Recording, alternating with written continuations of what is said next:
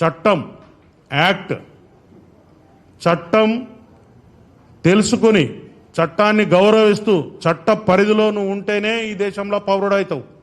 లేకపోతే ఈ రాజ్యంలో నీకు ఎటువంటి స్థానం ఉండదు.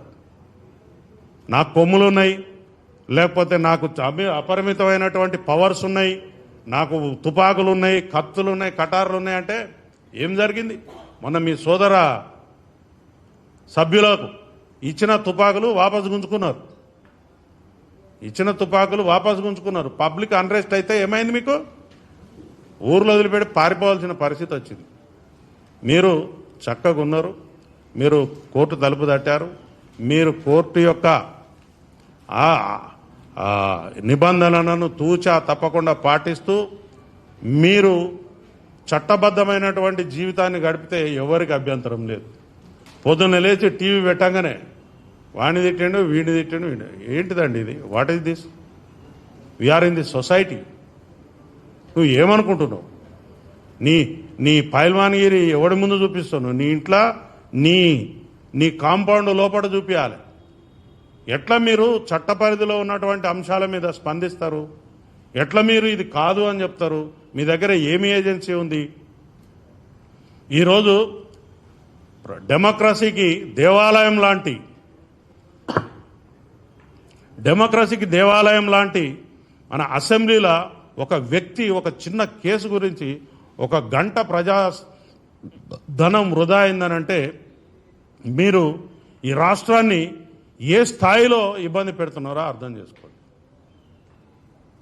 అన్ని పనులు విడిచిపెట్టుకుని ఇట్లాంటిది ఒక కామన్ కేసు. అది నువ్వు చట్టపరంగా నువ్వు నిర్దోషి అయితే ముద్దాయి ఉన్నావు, నీకు ప్రొసీడింగ్స్ ఉంటాయి, దాని ప్రకారంగా నువ్వు వెళ్ళాలా, లా ప్రకారంగా నడుచుకోవాలి, తీపించుకోవాలి నీ మీద కేసు లేని ఉంటే. కానీ నువ్వు ఇట్లా పబ్లిక్లో రచ్చరచ్చ చేసి నేను డబ్బులు ఇస్తున్నా, ఎవడికి కావాలా నీ ముష్టి? నువ్వు 10 కోట్లు ఇచ్చి 50 కోట్లు ఇచ్చి 100 కోట్లు ఇచ్చినా పోయిన ప్రాణాన్ని తిరిగి తీసుకురాగలుగుతావా?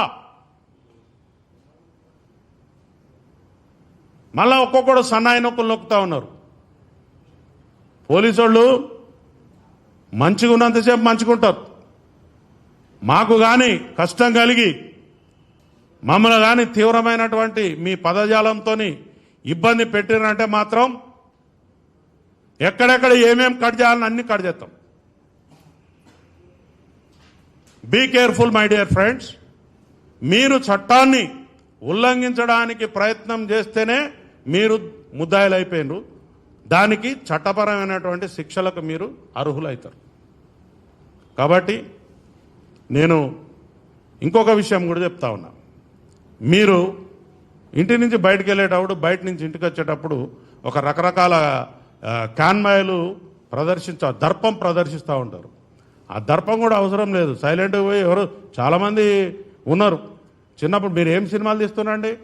సమాజానికి ఉపయోగపడే సినిమాలు తీస్తున్నారా? భారతదేశ కీర్తి ప్రతిష్టలు ఇన్మడింపజేసే సినిమాలు తీస్తున్నారా? రైతు కుటుంబం సినిమా తీస్తున్నారా? లేకపోతే ఏమన్నా నర్తనశాల సినిమా తీస్తున్నారా? లేకపోతే మన సందేశాత్మకమైన సినిమాలు తీస్తున్నారా? సాగర సంగమం లాంటి ఏమన్నా? మీరు ఏం సినిమాలు తీస్తున్నారు? దొంగతనం ఎట్లా చేయాలి, లంగతనం ఎట్లా చేయాలి, ఎట్లా బారిపోవాలి? కనీసం మహిళలు అంటే మీకు గౌరవం కూడా లేదు. నీకు ఇంతవరకు ఎవరు అడిగి ఉండడు ఈ ప్రశ్న. నువ్వు హీరోయిన్ పట్టుకుని ఏమంటావు? అరే 1000 రూపాయలు ఇస్తా, అది ముద్దు వేరే అడుగురా అంటావు. ఇదే నువ్వు నేర్పించేది? ఏం నేర్పిస్తున్నావు సమాజానికి? ఒకసారి సినిమా తీసేటప్పుడు మా బిడ్డలు గరీబోళ్ళు ఎందుకు తీసే నీ 3000 5000 రూపాయల టికెట్లు కొని ఎందుకు పోవాలి? దానికి ఒక హైప్ క్రియేట్ చేస్తున్నావు. దానికి ఒక థియేటర్ లేకుండా, ఇంకొక కొత్త సినిమా లేకుండా మీరు సినిమాలను పంచుకుని టైమ్లీ నెలకొకడు సినిమా పెట్టుకోవాలి. ఆ సినిమా తప్ప ఇంకొక సినిమా ఆడద్దు. ఏముంది మీ దాదాగిరి? మీకు ఆ రైట్ ఉందా? ఒక ఉపాయం ప్రకారం నీ సినిమా తప్ప ఇంకొక సినిమా లేకుండా చేసి ప్రజలను ఆ సినిమానే ఖచ్చితంగా చూసేలా మీరు మలుపుతూ ఉన్నారు. ఒక కెనాల్ వాటర్ పోతుంటే ఏ పంట పొలంలోకి మలపాలనో రైతుకు తెలిసిన లాగా మీరు దీన్ని పండించుకుంటున్నారు. సినిమా టాకీస్లా రేట్లు 100 రూపాయలు, 50 రూపాయలు, 20 రూపాయలు ఉంటుండే. ఆ రేట్లు 100 పక్కన 4 సున్నాలు, 25 పక్కన 2 సున్నాలు. ఏంటిదండి ఇది? What is this? నిన్నెవరు మేము బతిలానేమా మా కోసం ఒక ఇట్లాంటి సినిమా తీసి పెట్టని? నేను ఇక్కడి నుంచి చెప్తున్నా, నువ్వేమన్నా పారంజి సినిమాలు చూపిస్తున్నావా బాబు? ఈ దేశాని కోసం ఏమన్నా చెప్తున్నావా? అట్లాంటి సినిమాలు చూస్తే ఏమన్నా జ్ఞానం వస్తుంది. జై భీమ్ లాంటి సినిమాలు చూస్తే రాజ్యాంగం గురించి తెలుస్తుంది. లేకపోతే చారిత్రాత్మకమైన సినిమాలు చూస్తే, కోడెనాగు లాంటి సినిమాలు చూస్తే కులాన్ని ఎట్లా విడగొట్టాలని తెలుస్తుంది.